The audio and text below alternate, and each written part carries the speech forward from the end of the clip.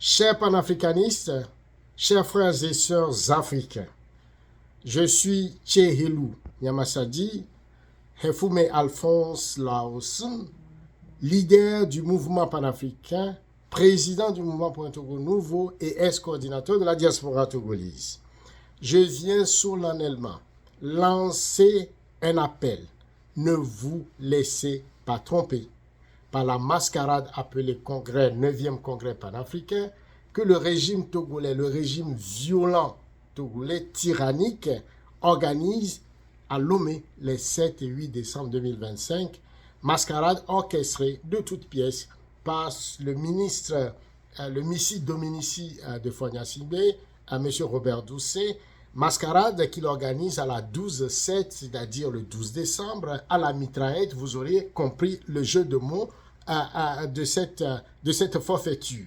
Ce prétendu congrès n'est pas un rassemblement panafricain.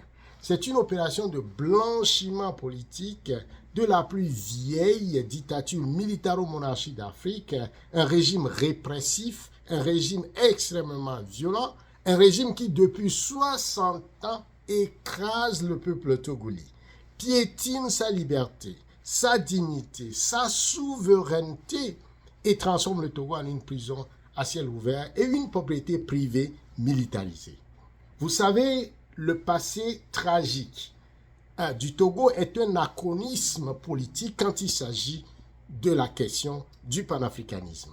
L'histoire du Togo est marquée par un crime de sang, l'assassinat du premier président panafricain, Sylvanus Olympio, dont le corps, 60 ans après son assassinat, gît encore au Bénin voisin. Pourquoi? Parce que ce président, souverainiste, panafricaniste, a rejeté les accords léonins et le franc CFA. Et donc, la France a comploté à son assassinat et à sa place, on a installé un régime de violence, de terreur, un régime militaire extrêmement cruel depuis 60 ans de père en fils.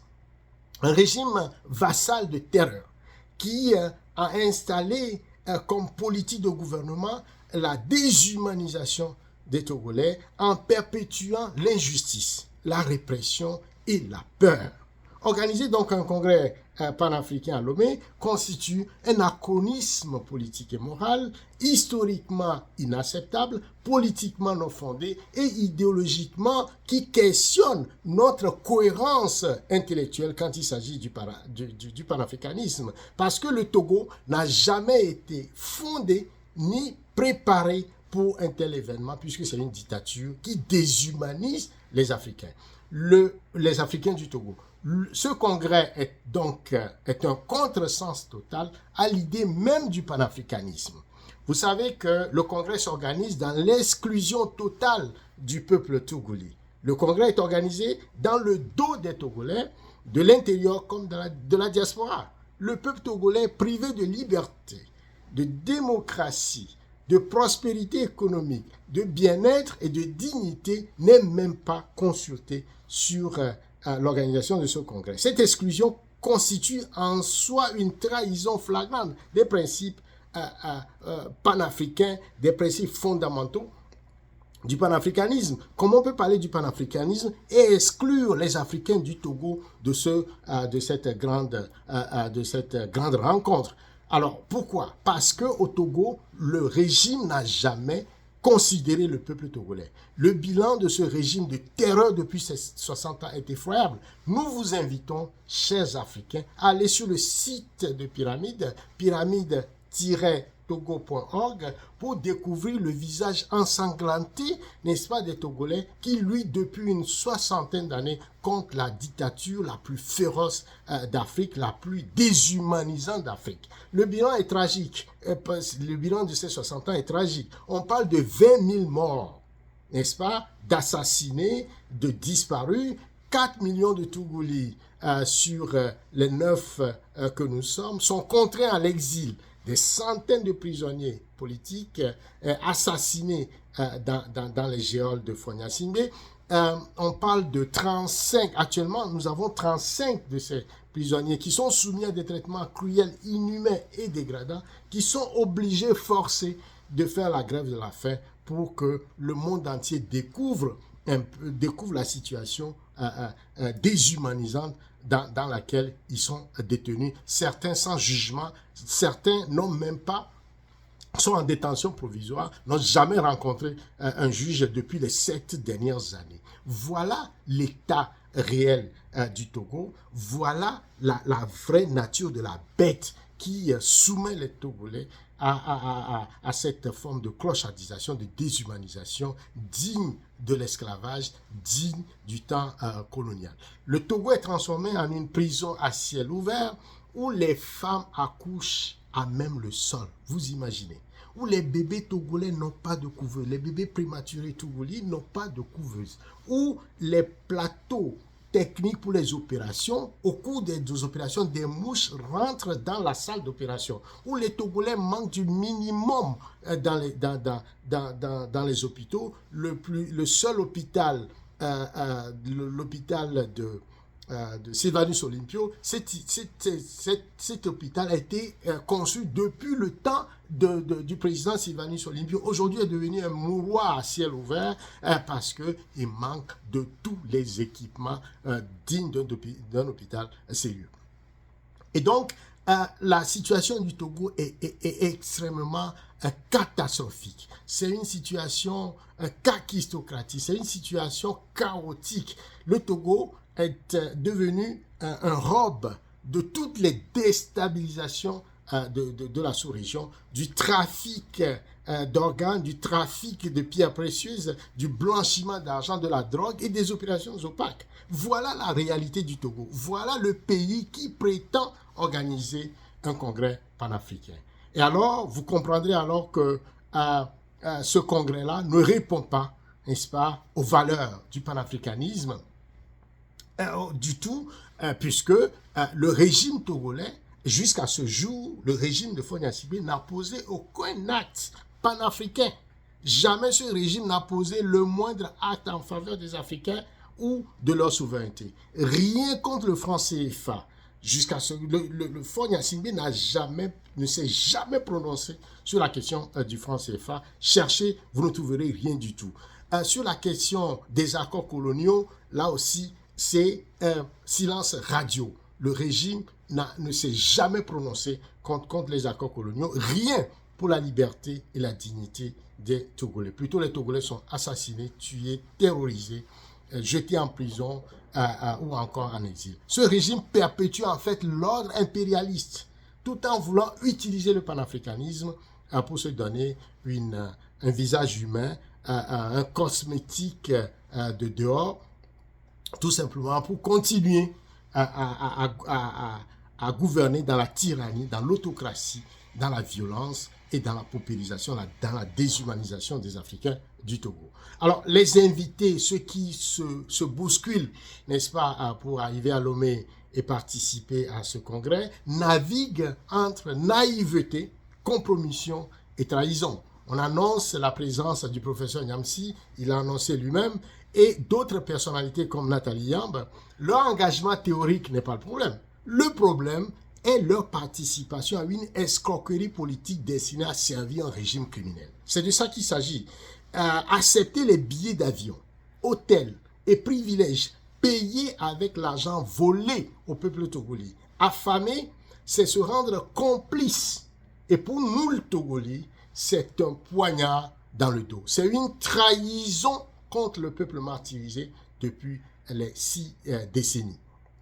Alors, le panafricanisme doit être compris par tous les Africains et le sens stricto sensus de ce noble, n'est-ce pas, concept qui défend la dignité, le bien-être, la sécurité, l'unité politique de tous les Africains, ne peut pas exclure d'autres Africains. Le panafricanisme est une lutte pour la dignité des Africains, leur humanité, leur liberté, leur démocratie, leur prospérité économique et leur bien-être collectif. Vous savez que le panafricanisme est né en résistance au système de prédation, de violence, de domination qui ont cumulé par l'esclavage, la colonisation et le néocolonialisme et qui ont déshumanisé notre continent. Or, le régime togolais, héritier du système france-africain, ne respecte aucune de ces valeurs. Il n'a jamais agi contre le franc CFA, ni contre les accords coloniaux.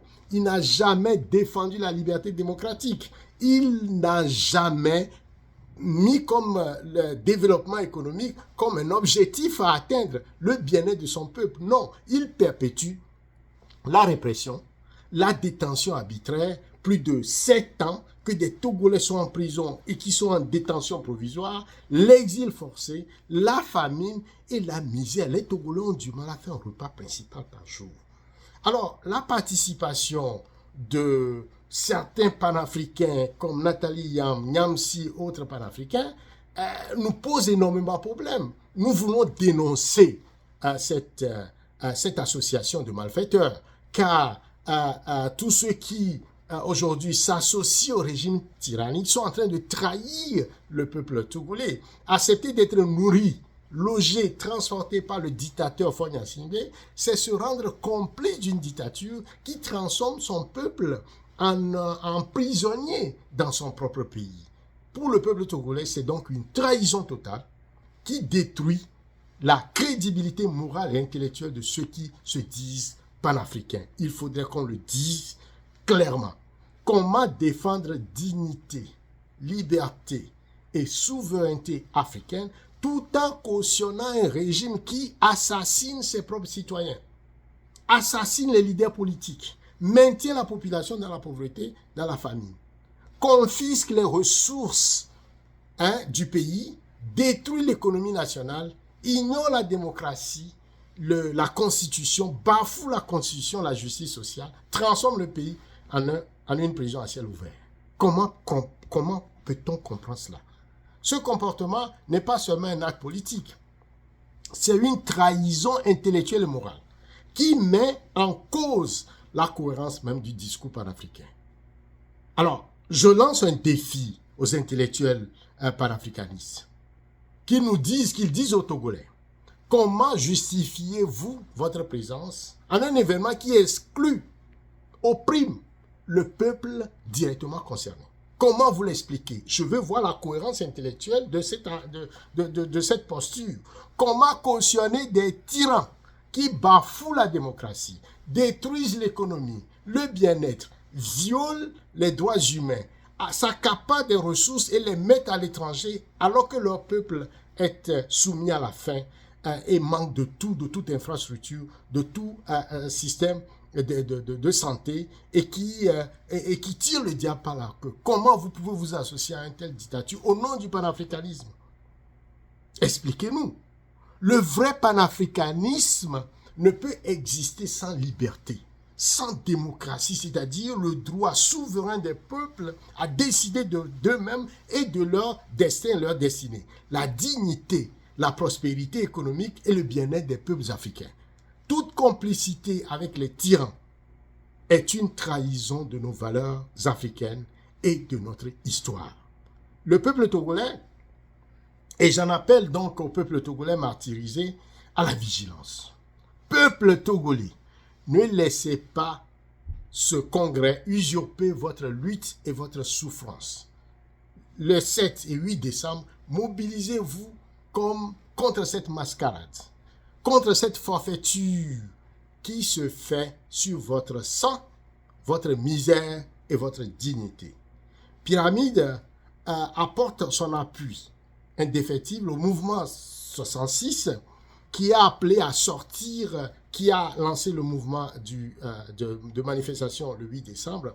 Et donc Pyramide appelle le peuple togolais à sortir massivement le 8 décembre pour dénoncer la forfaiture, chasser les vautours qui se laissent séduire par le pouvoir togolais dont le sang, n'est-ce pas, des martyrs dégouline sur ses mains et qui séduit ce sang, non seulement devait choquer ces panafricains, mais plutôt ils sont séduits parce que le régime leur facilite leur déplacement, met à leur disposition des maigres ressources du contribuable togolais appauvri, affamé et qui voit des avions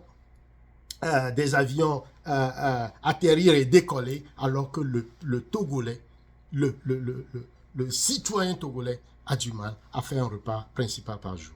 Pour nous, le vrai panafricanisme est celui de la liberté, de la démocratie, de la prospérité économique, du bien-être et de la souveraineté, pas celui des privilèges, de l'argent et du prestige qu'offrent les tyrans. Pour nous, un vrai congrès, pour les Togolais, un vrai congrès panafricain va s'organiser le jour où le Togo sera libéré, où la démocratie sera restaurée, où la dignité, le bien-être et la souveraineté reviendront au peuple togolais. Alors seulement, nous inviterons les peuples africains à un véritable congrès panafricain, un congrès de liberté, de dignité, de démocratie